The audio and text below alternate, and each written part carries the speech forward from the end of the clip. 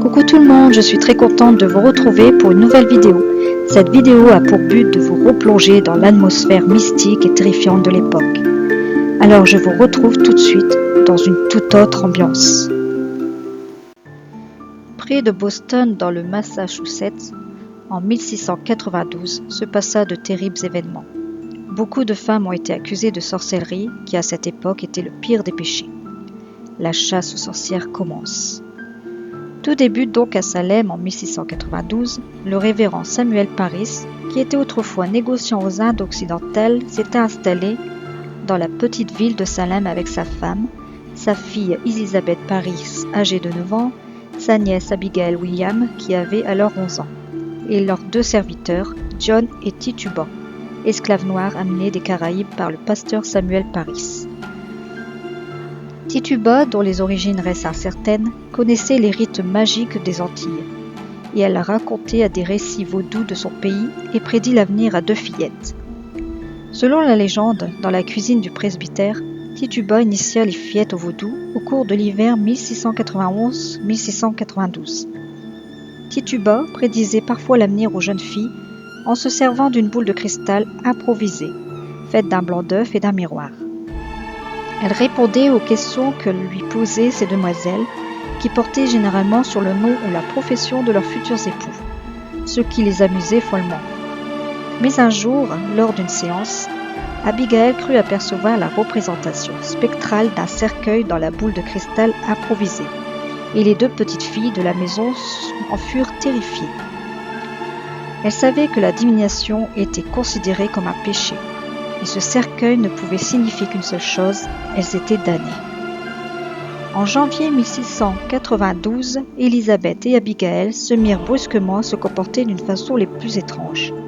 Elles pleuraient sans raison, elles ne parvenaient plus à prier, et elles répondaient aux remontrances du révérend par des mots incompréhensibles ou des grognements de bêtes.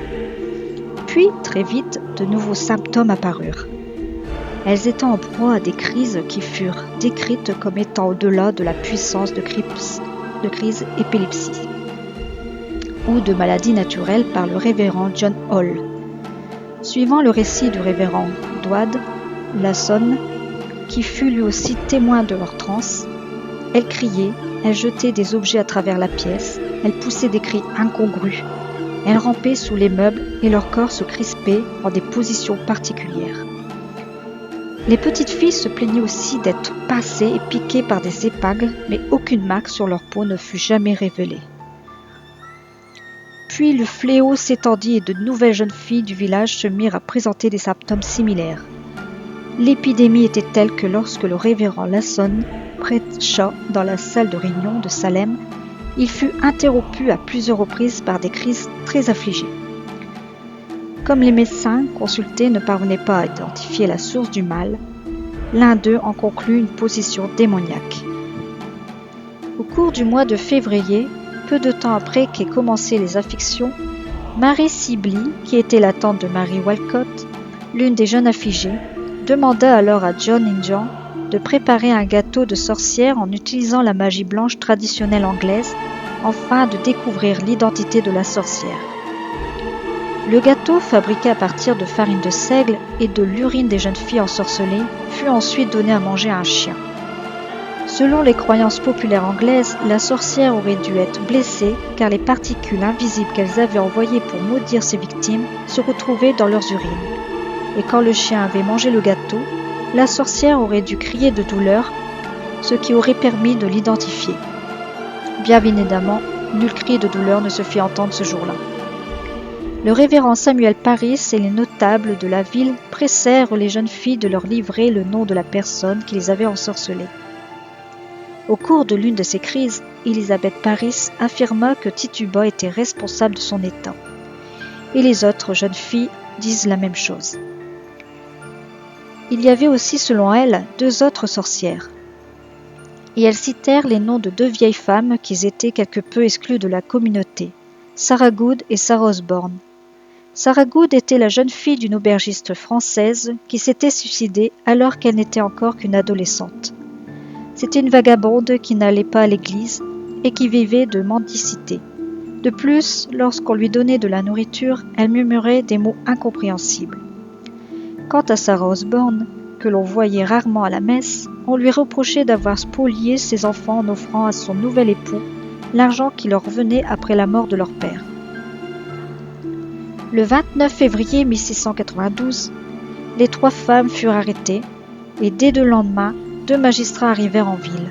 Dorothy Bunt, la fille de Sarah Good, âgée de 4 ans seulement, fut interrogée par des magistrats et ses réponses furent interprétées comme un aveu accablant pour sa mère.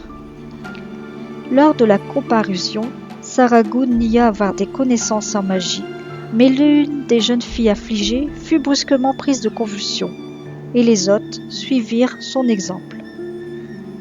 Elles affirmaient que le spectre de Sarah Good les pinçait et les mordait.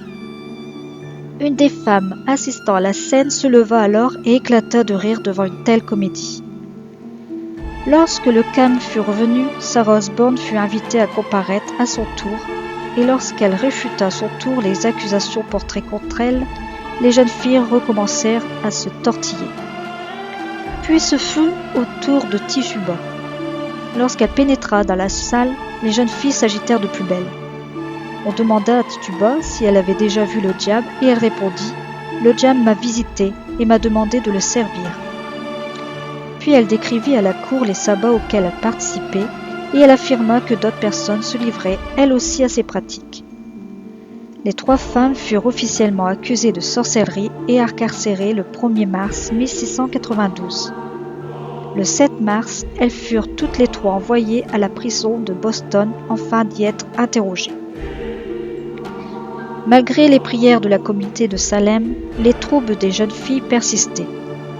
Il fut donc décidé de jeter en prison toutes les présumées responsables. L'hystérie avait gagné la ville. Des habitants de Salem affirmaient que des bêtes pénétraient leur habitation et certains soutenaient même que Sarah Good venait les visiter dans leur chambre. Il faut savoir qu'à cette époque, la preuve spectrale était la preuve la plus fréquemment utilisée contre les accusés de sorcellerie. On appelait preuve spectrale le témoignage des affligés lorsqu'ils prétendaient avoir été visités par une apparition ou la forme spectrale d'une personne soupçonnée. Il y a eu une dispute théologique sur l'utilisation de cette preuve. Certains prétendaient que l'accusé devait donner la permission au diable afin de permettre à celui-ci d'utiliser son apparence, alors que leur opposant affirmait que le diable était en mesure d'utiliser la forme qu'il souhaitait sans avoir besoin de demander quoi que ce soit. Finalement, la cour fit valoir que le diable ne pouvait pas utiliser l'apparence d'une personne sans avoir son autorisation au préalable et que par conséquent, quand quelqu'un prétendait avoir été visité par une apparition, cette affirmation devait être acceptée comme preuve.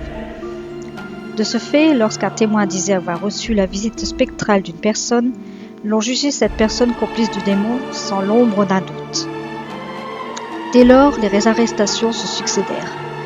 Le 20 mars 1692, suite aux accusations d'Anne Putman, Martha Corey, celle qu'ils avaient ri lors de la comparaison des accusés, et Rebecca Nurse, une vieille femme respectée et aimée de tous, fut arrêtée à leur tour. Le 11 avril, John et Elizabeth Proctor sont arrêtés, mais Elizabeth étant enceinte, son procès est donc retardé, ce qui lui sauva la vie. Le 30 avril, une plainte est déposée contre l'ancien pasteur de Salem, le révérend George Burroun. Il est donc arrêté puis interrogé. Au mois de juin 1692, plus de 70 personnes avaient été arrêtées et se retrouvaient incarcérées dans les différentes prisons de la région, Salem, Charleston et Boston. Parmi les accusés se trouvaient de nombreuses femmes très pieuses. Le grand procès s'ouvrit à Salem le 2 juin 1692.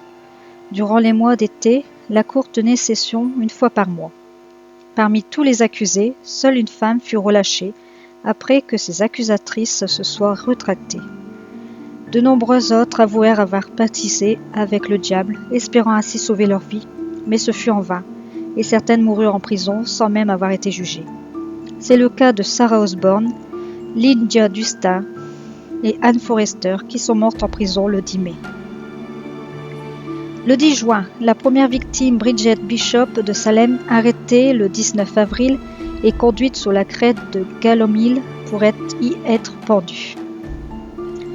Le 19 juillet, il y a 5 autres accusés qui sont pendus. Sarah Good, Rebecca Nurse, Sarah Wild, qui ont été arrêtés le 22 avril, Susanna Marta, qui a été arrêtée le 30 avril, Elizabeth Hone, qui a été arrêtée le 28 mai. Durant le mois de septembre, 18 nouvelles personnes furent inculpées. Le 19 septembre 1692, Jill Corey, un fermier âgé de 80 ans, refusa de se défendre en justice. Il fut alors soumis à ce que la loi prévoyait en un tel cas, une sorte de torture que l'on appelait peine forte et dure, qui consistait à empiler de larges pierres sur sa poitrine, du prévenu jusqu'à l'écrasement.